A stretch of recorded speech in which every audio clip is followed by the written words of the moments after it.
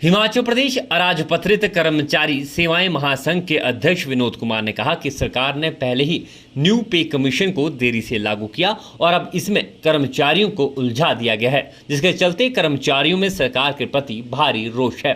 उन्होंने कहा कि पे कमीशन को 31 दिसंबर 2015 के बाद 2.59 के फैक्टर के साथ सभी कर्मचारियों पर लगाया जाना चाहिए था और अगर उसके बाद कोई विसंगति रहती तो उसको दूर करने के लिए वित्त सचिव की अध्यक्षता में कमेटी का गठन किया जाना चाहिए, लेकिन ऐसा नहीं हुआ।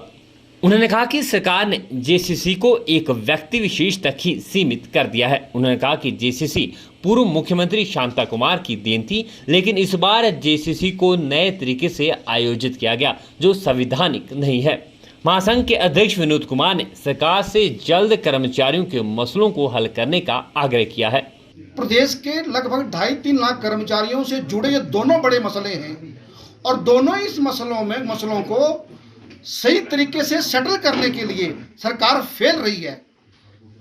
एनजीओ फेडरेशन को लेकर सरकार ने जिस प्रकार की नीति और जो एक्शन किया वो टोटली अलीगल अनलॉफुल हम कहते हैं उसको।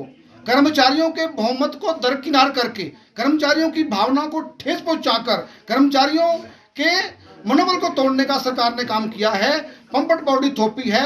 उसका परिणाम आज ये है कि कर्मचारियों का विश्वास जयराम सरकार पर आज इसलिए नहीं है क्योंकि जब आप लोकतांत्रिक तरीके से चुने हुए संगठन को दरकिनार करोगे, उनके द्वारा चुने हुए उनके नेता को नहीं मानोगे, तो सरकार को उसकी जवाबदेही तय तो सरकार खुद नहीं कर रही है, पर कर्मचारी उनकी जवाबदेही तय करेंगे और कर्मचारी महासंघ इस बात को लेकर कर्मचारियों के बीच में जाएगा। समय आ गया है। हमने 3 साल तक सरकार को समझाने के पूरे प्रयास ईमानदारी से किए हैं।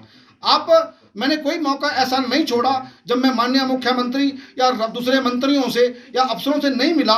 हमने कहा कि ये महासंघ का संविधान है, ये सरकार के नियम है रिगार्डिंग होल्डिंग ऑफ जेसीसी, आप इससे बाहर ना जाएं, ये सरकार के लिए आत्मघाती होगा। और आज वो सब साबित हो रहा है कि सरकार ने पे कमीशन की रिपोर्ट को जिस प्रकार से रो के लागू किया है। हम 2018 से सरकार को कह रहे थे कि भैया हमारे को इस बात की आभास हो गया था कि आने वाले समय में कहीं ना कहीं इसमें इस प्रकार का विवाद उठेगा, तो हमने 18 और 19 में सरकार को सही समझा दिया था कि आप सेंट्रल पे कमीशन की रिपोर्ट को उठाइए और प्रदेश के कर्मचारियों को लागू कर दीजिए। लेकिन सरकार नहीं समझी। कुछ अधिकारियों ने सरकार को समझाने की कोशिश भी की, मगर नहीं, मुख्यमंत्री ने वो बात नहीं मानी और आज पे कमीशन की रिपोर्ट 7 साल के बाद आप लागू कर रहे हो और उसमें इतना बड़ा विवाद हो गया है कि यही पता नहीं लग रहा है कि कर्मचारी किस दिशा में जा रहा है। आपने भ्रम की स्थिति पैदा कर दी, आपने अस्त व्यस्तता का माहौल खड़ा कर दिया दफ्तरों के अंदर। सरकार इसलिए क्योंकि आपके पास जो कर्मचारियों के सही रिप्रेजेंटेटिव होने चाहिए वो आपके पास नहीं है। आपने क्षेत्र विशेष को लेकर, क्षेत्रवाद को वरीयता देकर कुछ लोगों को जबरन थोपा है, उसके परिणाम है। हम पे कमीशन को लेकर बात करते हैं कि अब जो पंजाब का पे कमीशन, मैंने पहले भी कहा था कि सरकार पहले भी वहाँ पंजाब में भी उसका विरोध चला हुआ था कि 31/12/2015 को जो अमोलमेंट्स हैं एक्चुअल टर्न किया है उसको आप कैरी फॉरवर्ड करिए और 2016 को उस पर 2.59 का फैक्टर लगाइए। किसको कहाँ क्या मिला इसमें जाने की जरूरत नहीं है। जो फिटमेंट टेबल का जो उसका फार्मूला है वो अपने आप उस जगह तय हो जाएगा, सारी कंट्रोवर्सी खत्म हो जाएगी। हाँ, उसके बाद जो अनोमलीज आती है उसको लेकर सरकार सेक्रेटरी फाइनेंस की अध्यक्षता में एनालिस्ट कमेटी का कंस्टिट्यूट करें और उसमें जो सही real representative of the employees हैं डिफरेंट सेक्शन के, आप उनको उसमें शामिल करें और उसको टाइम बाउंड करके उसका निराकरण करें। ये सारा विवाद खत्म हो जाएगा। आज हालात ये हैं कि 10-15, 20 आदमी छोटी डिमांडों में लेकर दौड़ा हुआ है। दफ्तरों में 20 कैटेगरी आपने बना दी और 20 संघ बन गए। यानी कि ये सरकार की नालायकी असफलता है।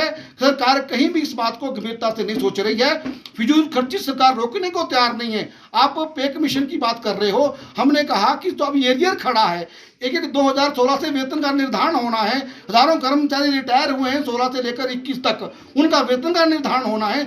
2 किस्तों में एरियर जारी करें, सरकार बजट में प्रावधान करें और हाउस रेंट रिवाइज करें।